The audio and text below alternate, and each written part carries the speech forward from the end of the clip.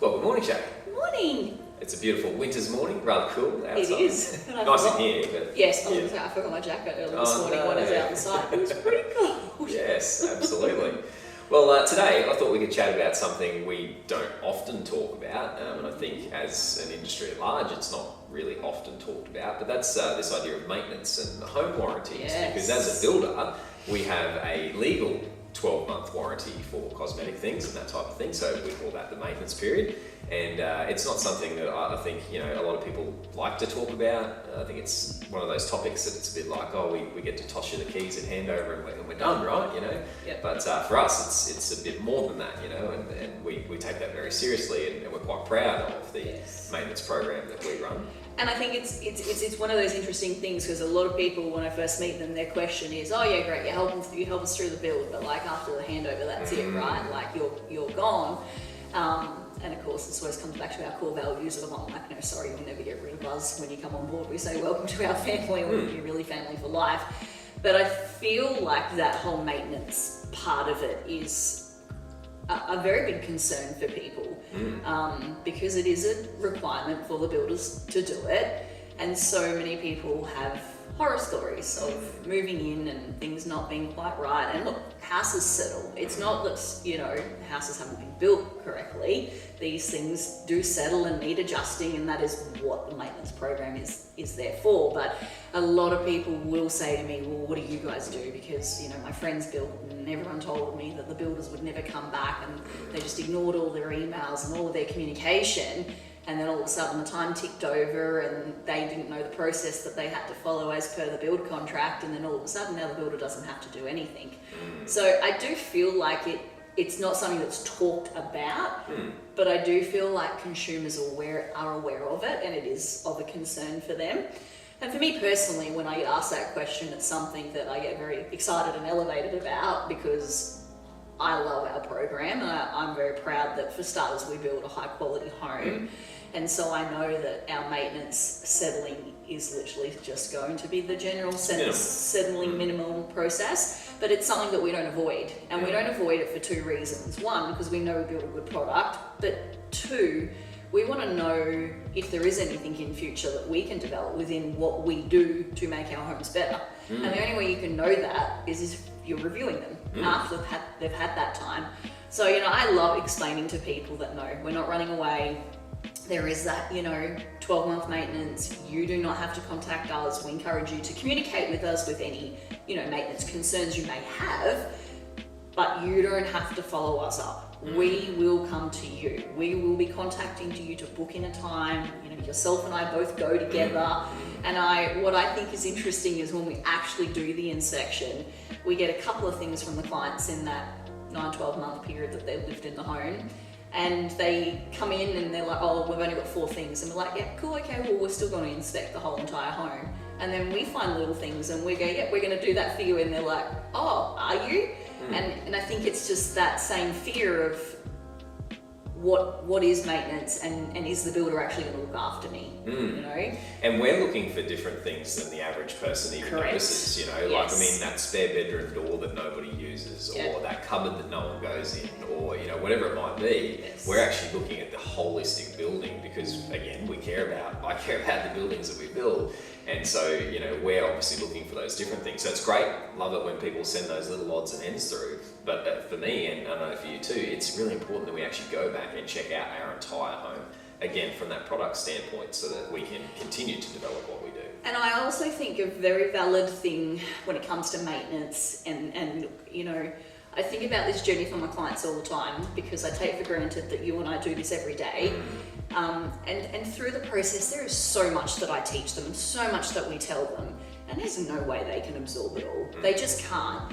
And for me, maintenance is that critical step of also making sure that the homeowners have absorbed everything that we've taught them and told them. And it's that last checking point of, like, still, we never leave them after maintenance. We remind them at maintenance, we're family for life. But that critical point of, oh, hey guys, you've gone and installed a path after we've built, you've had someone come and who probably hasn't done it the right way. They've now, directed that in a direction that you're funneling water towards your slab. That's not a good idea. So like, for me, maintenance is also about seeing how much the clients have done in that 12 months themselves, which is just a really special thing to see, but also to help correct anything that they might have forgotten about.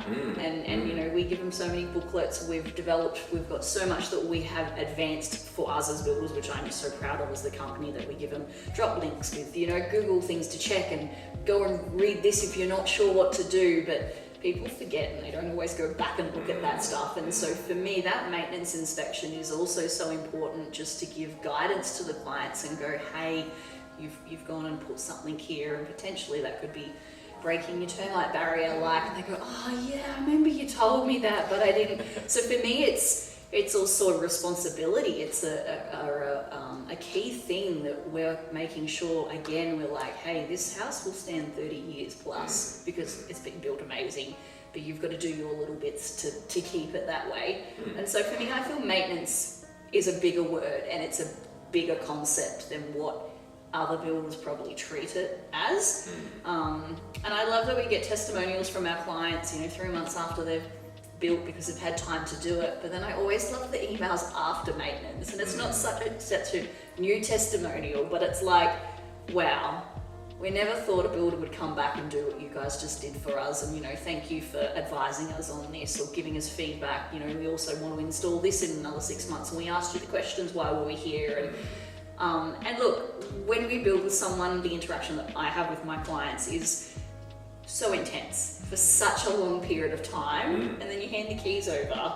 And for me, sometimes it almost feels like a little bit of grief losing them, because I've had so much contact weekly, daily, monthly for 12 months, 6 months, 16 months, and then it's like there's nothing. And so I really love that, going back in that 9 to 12 months, because I get to see them again and just to see how their home, they've settled into what I helped create with them, that dream of what their journey was. And when you see someone living in your home, you go, we actually nailed it.